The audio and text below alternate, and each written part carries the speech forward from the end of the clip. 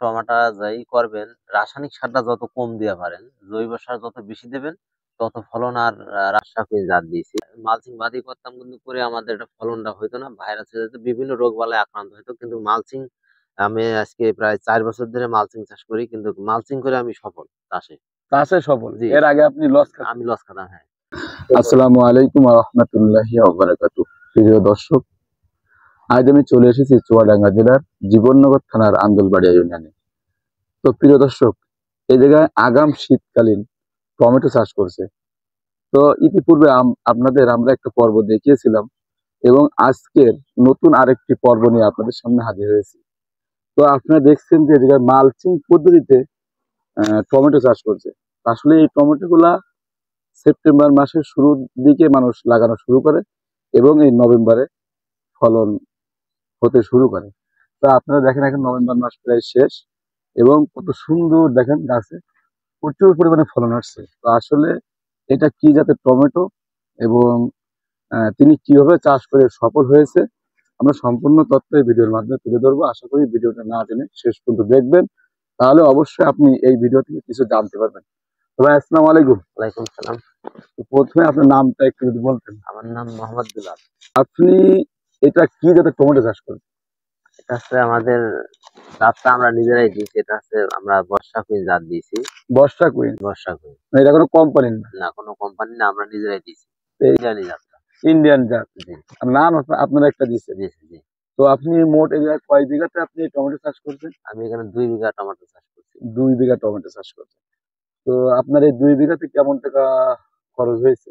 আমার এই 2 বিঘা টমেটোতে একদম মানে প্রথম থেকে শেষ পর্যন্ত, মানে আমি ওঠান পর্যন্ত আর কি, আমার একটা খরচ প্রায় 3.5 লক্ষ টাকা মতো খরচ গিয়েছে। 3.5 লক্ষ টাকা মতো খরচ দিয়েছে। আপনি এখন একবার হারভেস্ট করছেন? আজকে কেবল উঠাইছি 2 ক্যারেট। 2 ক্যারেট। তো এখন বর্তমান বাজার মূল্য কেমন পাচ্ছেন? এখন বাজার মূল্য 130, 140 বাজার মূল্য, বর্তমান বাজার যাচ্ছে। 130, 140। জি প্রিয় দর্শক, আপনি কিন্তু চিন্তা করেন, কারণ টমেটো আমরা এই জায়গা থেকে আরো 2-1 মাস পরে আমরা বাজারে পেতে শুরু করি, কিন্তু আগাম পাওয়া যাচ্ছে, এই কারণে দামটা একটু বেশি। বেশি। জি। তো এই 2 বিঘা জমিতে আপনার কত পিস গাছ আছে?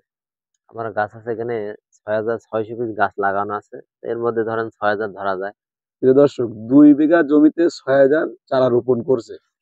দেখেন যে পরিমাণে ধরছে, তা আমরা এবারে যদি প্রতি গাছে 2 কেজি, বেশি প্রয়োজন নাই, আমরা যদি 2 কেজি করেও ধরি, তাহলে 6,000 থেকে প্রায় 12,000 কেজি। জি। 1,000 গাছে 12,000 কেজি ফলন আমরা পাবো। 130-140 টাকা যদি বাজার মূল্য হয়, তাহলে এবারে আপনারা একটা ক্যালকুলেশন করেন।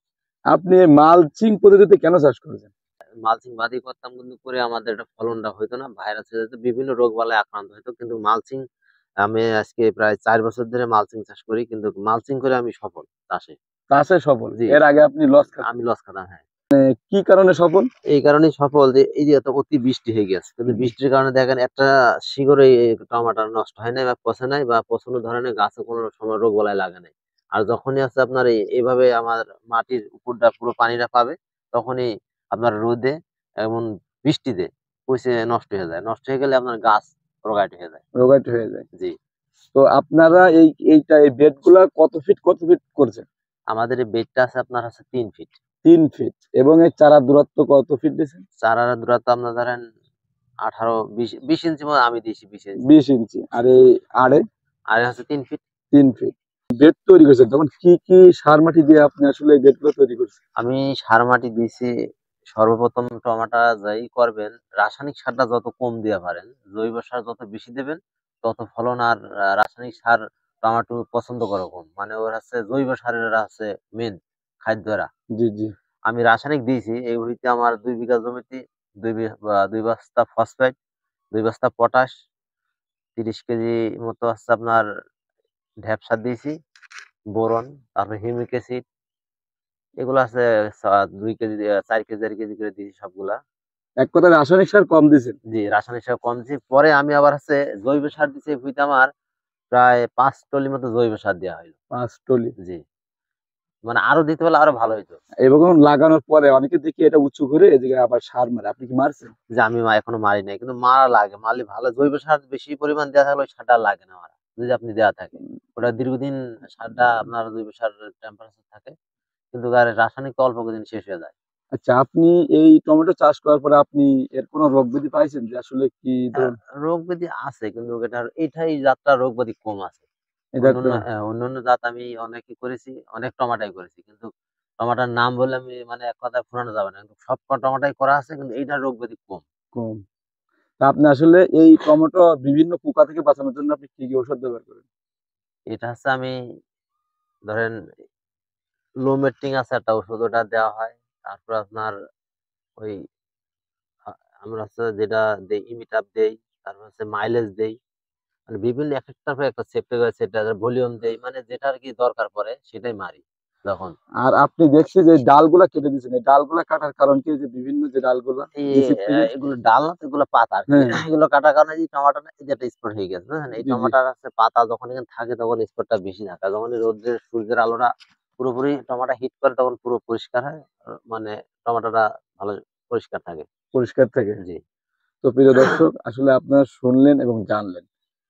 আপনাদের যদি কোনো প্রশ্ন থাকে অবশ্যই আমাদের ভিডিওর কমেন্টে জানাবেন। আর আ এই বছর তো টাইম শেষ। পরবর্তী বছরে সেপ্টেম্বরের শুরুর দিকে যারা আপনারা এই টমেটো লাগাবেন, অবশ্যই আমাদের এই ভিডিওটা ফলো করবেন। তাহলে এই ফুল প্রসেসিংটা যদি ফলো করেন তো অবশ্যই আপনারা এরকম ভালো ফলন পেতে পারেন। ইনশাআল্লাহ পাবেন। এবং আপনারা দেখেন যে দূর থেকেও অনেক ভাইরা আসছে এই ফলন দেখতে। তো ভাই, আপনি আসলে কোথা থেকে আসছেন? জীবননগর থেকে। জীবননগর থেকে। জীবননগর থেকে। এই টমেটো দেখতে আসছেন? জি, জীবননগর থেকে। তো দেখে আপনার কেমন লাগলো? আলহামদুলিল্লাহ খুব ভালো লাগছে। খুবই আসলে ভালো। হ্যাঁ, প্রত্যেকটা চাষীর এইভাবেই মালচিং দিয়ে সুন্দরভাবে পরিচর্যা করাটাই প্রত্যেকের জন্য অবশ্যক দরকার। অবশ্যই দরকার। জি। তো প্রিয় দর্শক, আমি আপনাদেরকে আরো একটা জিনিস একটু দেখিয়ে দেই। দুলাল ভাই, আপনি যে এই টাইপের যে চটা বলে, টাইপের চটা পুঁতে দিয়েছেন, এটা কয় ফিট বাই কয় ফিট দূরত্ব দিয়েছেন? এটা আমাদের আছে আপনার আছে ৮ ফিট আছে। 8 ফিট। এবং এই সুতাগুলো আপনি কেন বানছেন? সুতা এই গাছগুলো রাখার জন্য সুতা দেওয়া হয়েছে। মানে গাছগুলো ঠেকিয়ে রাখার হ্যাঁ, জন্য, ঢেকে রাখার জন্য, যাতে ফলনে ঝুঁকে না যায় ঝুঁকে না যায়। হ্যাঁ, এবং ফলগুলো নষ্ট না হয়। নষ্ট না হয়।